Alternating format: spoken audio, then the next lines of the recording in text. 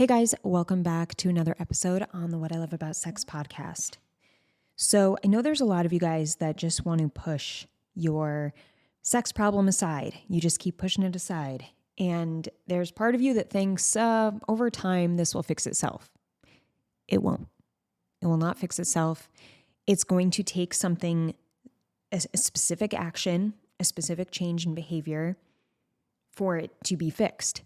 And if you're not doing that, and if you think that, oh, if we go on this date, if we go on this vacation, things will be fine, things may be temporarily fine, but then you're going to go back home or just go back to normal behavior, the habits you're stuck in, and things will go back to the problem. The problem will get bigger.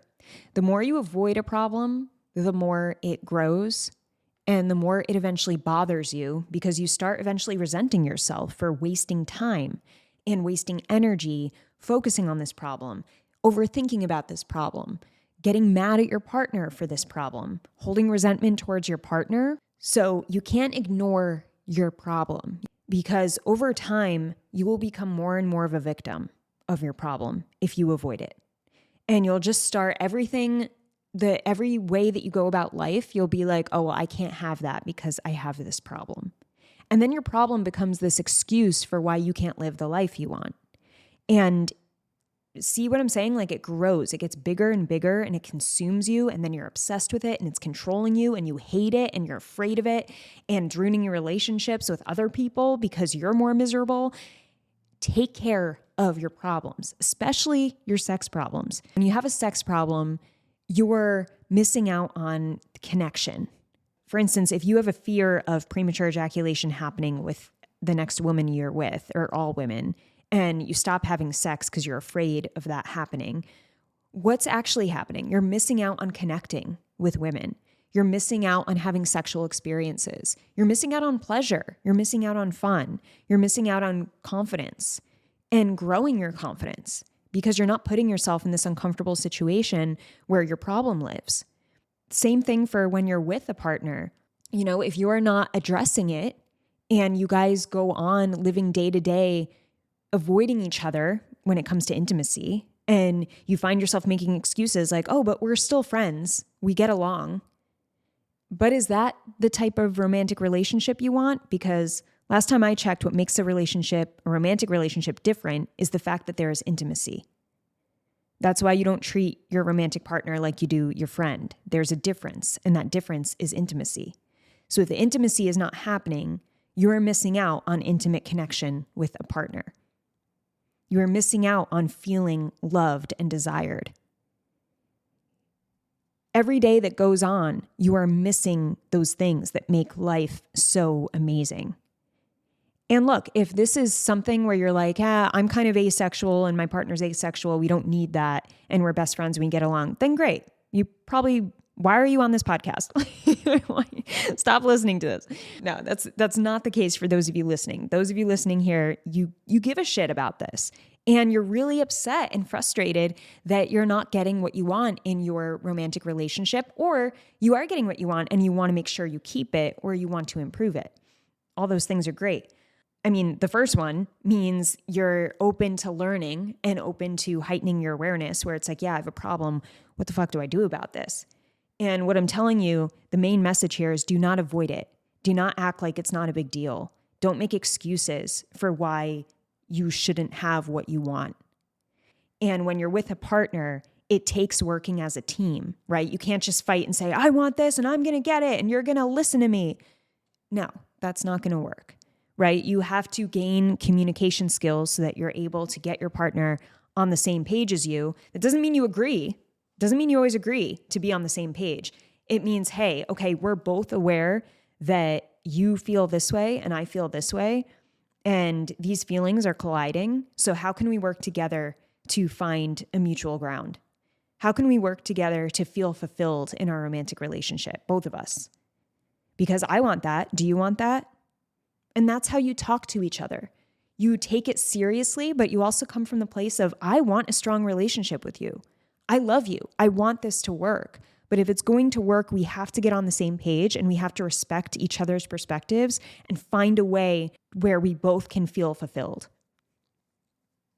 And for some of you, that's going to take some sacrifice.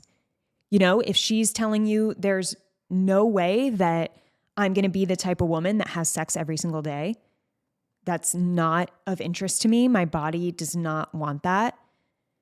And I never told you I wanted that. I never gave you the impression that that would be me. I refuse to do that. But you do want her, you know, if she's refusing that specific frequency, for this example, then you can ask her, what are you willing to do to meet me a little more halfway? Can you be present when I'm masturbating? Or you can watch, or you can, whatever the case may be, like whatever you feel you need to feel sexually fulfilled. Maybe it's the question of, am I able to get sexual fulfillment elsewhere outside of our relationship? If you want to stay with me, but you don't want to have sex at all.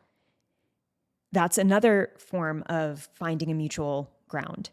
And I've worked with plenty of clients at this point, at least like 4, which I didn't think it was as common. And this is just recently, like in the last few months, I worked with 4 clients who had an honest conversation with their partner, and their partner's like, I don't want to have sex is like not my thing, but I'm willing to allow you to go find it where you want to find it. And the guys did.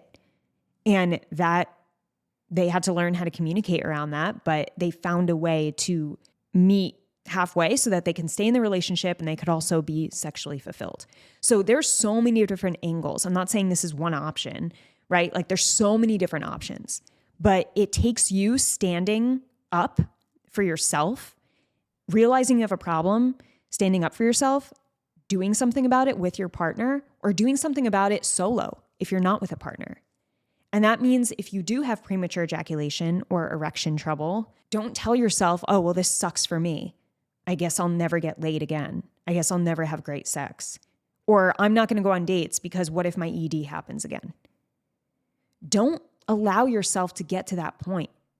And if you find yourself allowing yourself to get there and you're avoiding connection, you're avoiding intimacy because of fear of something that you can fix, don't let yourself go there. You don't have to.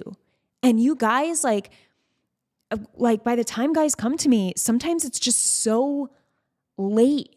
It's not like we can't fix the problem, but it's like, it's even frustrating for them to be like, wow, I've been dealing with this for 30 years straight, and you were able to help me fix it in 4 months. What the fuck? Like, what in the actual fuck? And like, you guys have to realize that this is reality. Like, this is true. You can fix the biggest problems that you see as so big and monumental, but it's just because you see them so big because you're not doing anything about them.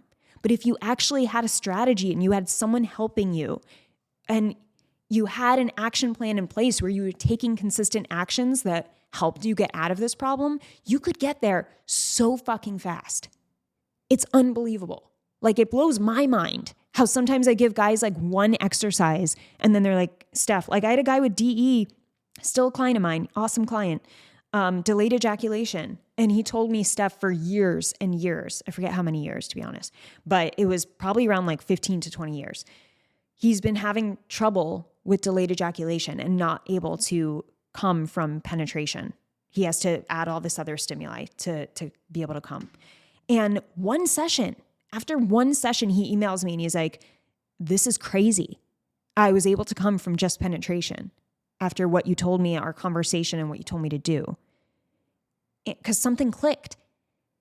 And he was like, I can't, like, I honestly can't believe this. My wife is telling you thank you. Like, she wants to bake you food.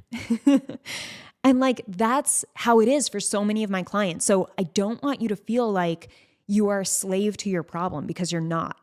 And if you are a slave to your problem, it's only because you're telling yourself you are. But it's not true. You're letting yourself overthink.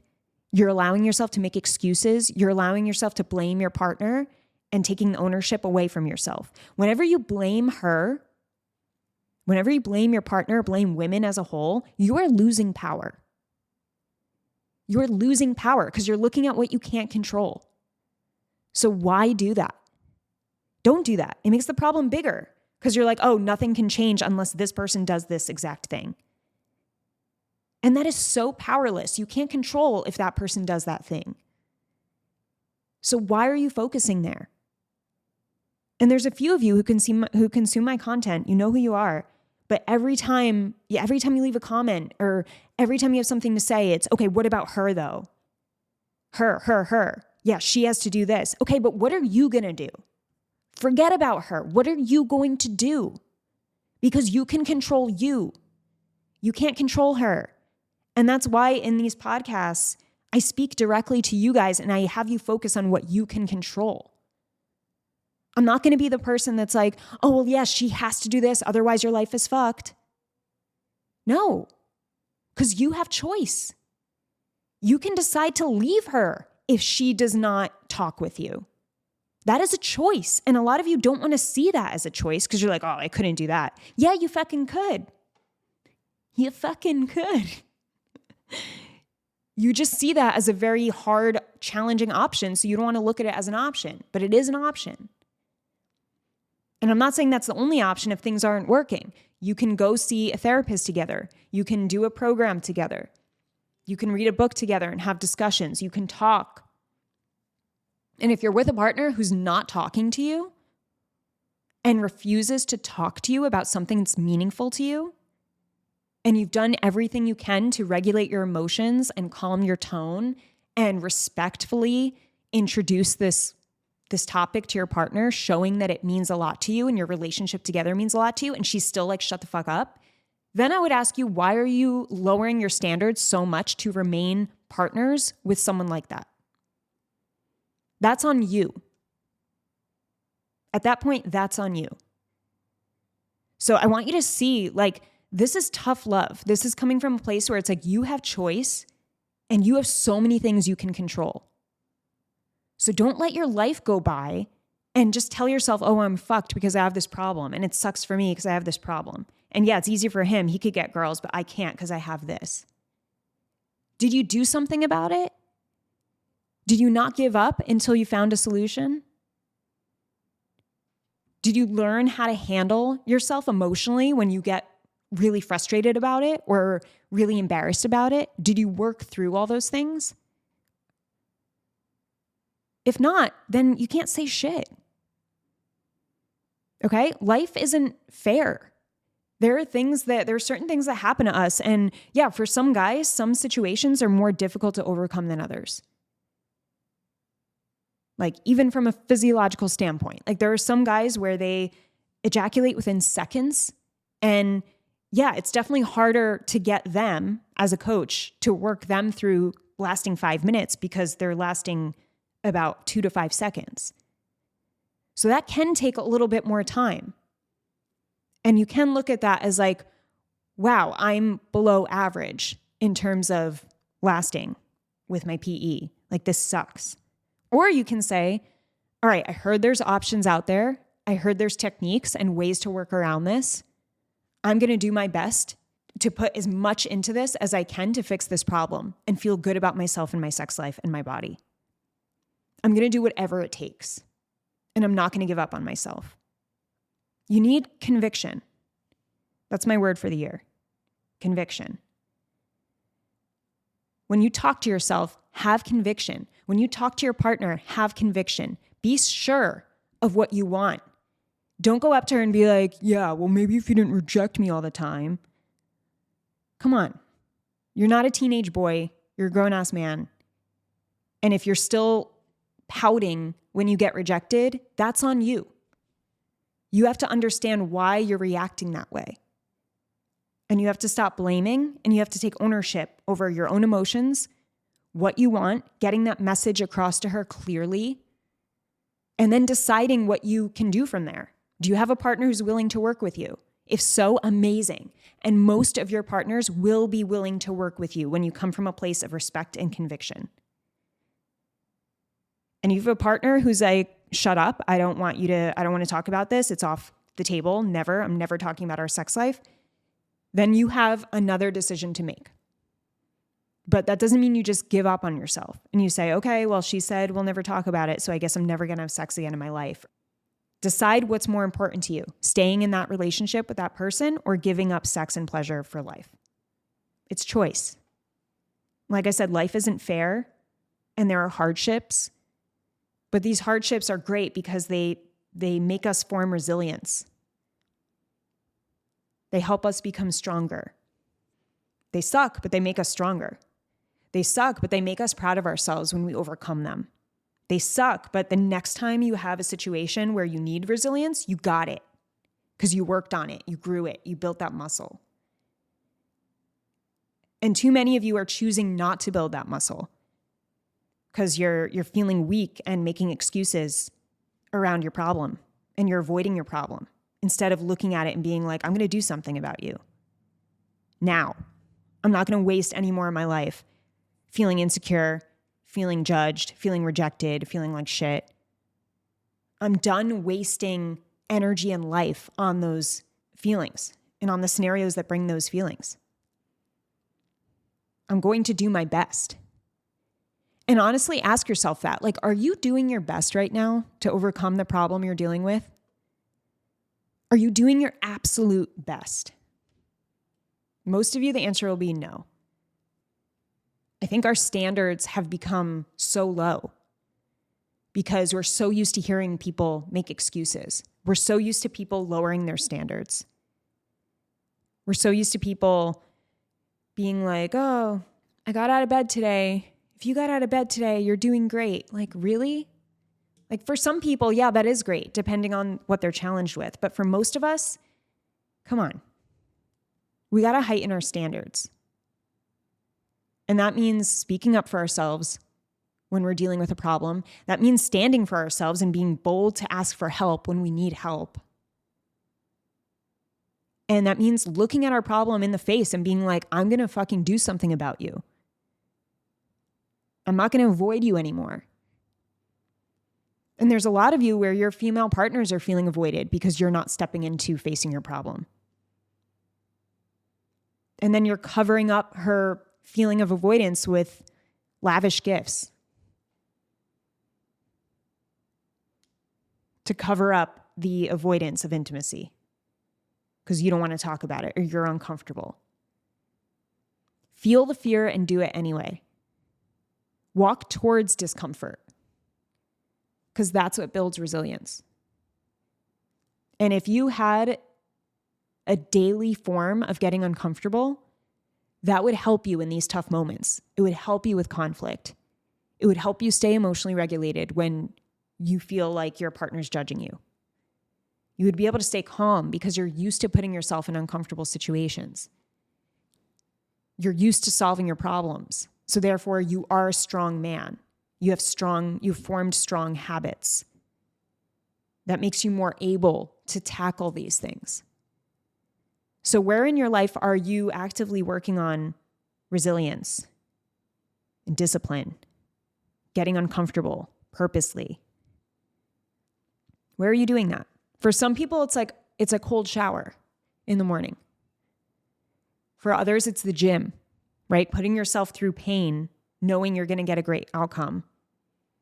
How do you put yourself through discomfort regularly? Because the more you do that, the better the life you will have. The better life will be. And that's something I'm realizing lately is I've been a victim for almost 2 years with my breast implant illness.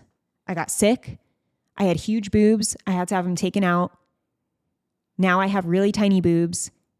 And that sickness took away, I could look at it and how I was looking at it was that took away almost 2 years of my life. And it made my relationship really hard. And it made me not feel attractive. And it made me and this, blaming. Being a victim. That was the majority of my mindset. This wasn't fair. This sucked. This almost wiped me out financially at the time. Getting surgeries and getting doctors and medications. I couldn't go to the gym. I had a lot of excuses basically for how I could have been a victim. But that didn't help me. It didn't help until I decided to get my life back and be like, this is happening for me. You know, as cliche as that sounds, when I look at it and I look at the parts of myself that fought back certain days and certain situations, I'm like, fuck, man, I had to be really strong to overcome this and fight back that day or that time. And I wish it didn't have to happen in that way, but it did. And now I can move forward a stronger person and trust myself. When you overcome insecurities and situations that suck or a victim mindset, when you overcome that, you build trust in yourself. Because you're like, wow, what a crazy ride, but I'm here and I got myself here and I'm mentally back. I'm physically back. I healed myself. I fought that. And now I can trust that I can fight in the future. I can trust that I really am a strong woman. I can trust that my insecurities don't have to define me. I could still be even more confident than I was back before everything happened. And that takes how you view yourself. How do you choose to view yourself? You view yourself in a very positive way when you feel like you're a fighter, when you feel strong, when you're proud and you have reasons to be proud. So ask yourself, when was the last time you did something that you were really fucking proud of? Where you can look back and immediately know what that scenario was or that experience was. And you're like, oh man, when I did this thing, I did not think I could, but I pushed and I proved to myself that I could do whatever I set my mind to. You know, one of those moments for me was running a mile. I had never ran a mile in my life until I was like 27. And I would tell myself, oh, I can't run. I'm not a runner. For some reason, my legs give out. For some reason, my lungs give out. It's so embarrassing. And one night when I was 27, living in California, I was reading David Goggins' book, Can't Hurt Me, which is an amazing book. It's one of my favorite books. So definitely read it because it will really help you shape your mindset and make you stronger. I was reading the book and David Goggins was talking about how he ran 100 miles and he was like pissing himself and shitting himself. And I was just like, are you fucking kidding? I was like, he can run 100 miles and like piss and shit himself and I can't run one, or I'm telling myself that. I was like, that is such bullshit. Like I am bullshitting myself. And at that very moment, I didn't even finish the chapter. I just left the book on my desk. I texted my friend Elizabeth at the time, who couldn't run a mile either, or she thought she couldn't. And I was like, bitch, we're going to the park. We're going to run our first mile. And she was like, yes, let's go. That's like, it was like 9:30 at night. So it's like dark out. We meet at this park and then we're like, okay, you ready? Go. And like, we just start running and we're just telling each other like, this really isn't that hard. Yeah, this isn't that bad, but we're like huffing and puffing, but we're still like, oh my God, we're going to do it. Are we going to do it? Yes, we're going to do it. And it was just the best supportive moment of both of us just overcoming such a huge mindset belief, you know, of I can't run a mile. And we did it. We just like decided to, and we fucking did it. We were psyched. And from that day forward, it built resilience in us. And we were like, holy shit, we can do hard things, you know? And that was just more evidence on my list of I could do hard things. I can do things I've been telling myself I haven't been able to do. I can do those things. You want to continue building that list in life. And to be honest, the last 2 years being sick, I stopped building that list. And it's really fucked me. Not in a good way. Really, like in a way where I realize now how much it fucked me. And I realize now how surrounding myself with the friends that weren't excited about my work or didn't push me to reach my goals, like that also fucked me. And I'm just like, wow, I surrounded myself with people who didn't help me grow, who could still be good people, you know, but they just didn't help me grow in the way that I want to grow. And I also didn't put myself in situations and experiences for me to grow and to get that evidence.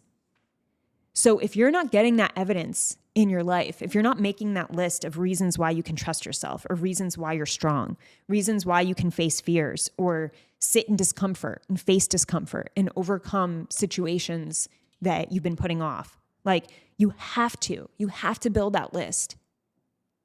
It is so important because it will make you feel like an unstoppable human and you will take actions you never thought you could. and you'll go on adventures you never thought you would, and you'll have conversations with your partner you never thought you would initiate, and you'll have sex with that girl you never thought you could have sex with because you actually approached her and had the confidence to, because you didn't go in caring what she thinks about you. You went in knowing who you are. And a lot of us just forget about this list. And then you think back to high school and you're like, man, when I was in high school and I won that football game, it's like, dude, that was high school. You're 45. What are you doing? Add to your list so you're not looking at high school for the last amazing thing you did. Your experiences of building evidence of trusting yourself and feeling stronger as a person, as a man, you need to keep adding to that list. You need to ask yourself, what am I doing? What's my next experience that's going to build trust in myself and certainty in myself and strength in being able to handle hard things?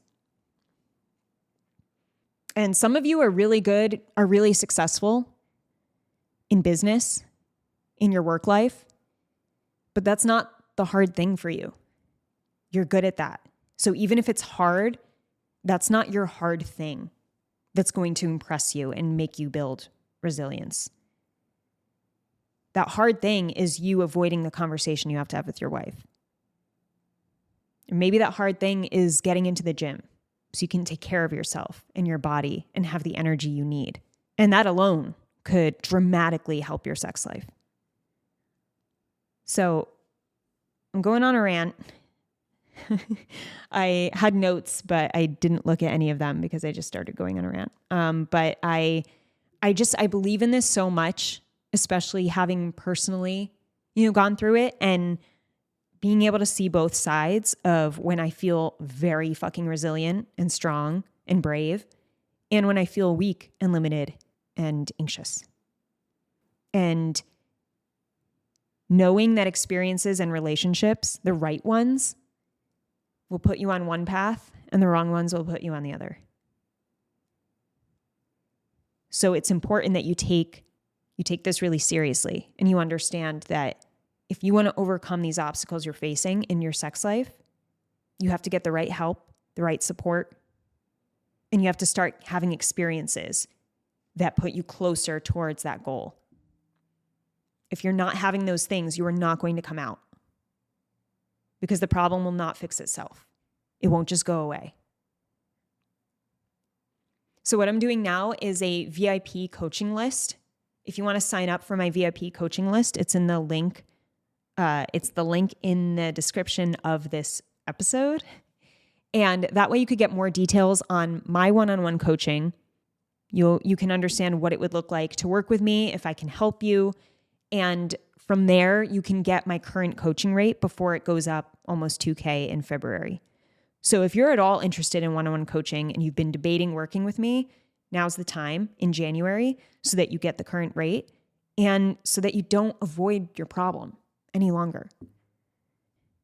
This is really important. And you don't want to look back on your life 10 years from now and be like, shit, why didn't I hire her 10 years ago? Like, I'm still in this problem. That would suck. Don't do that. Take care of it now because you can.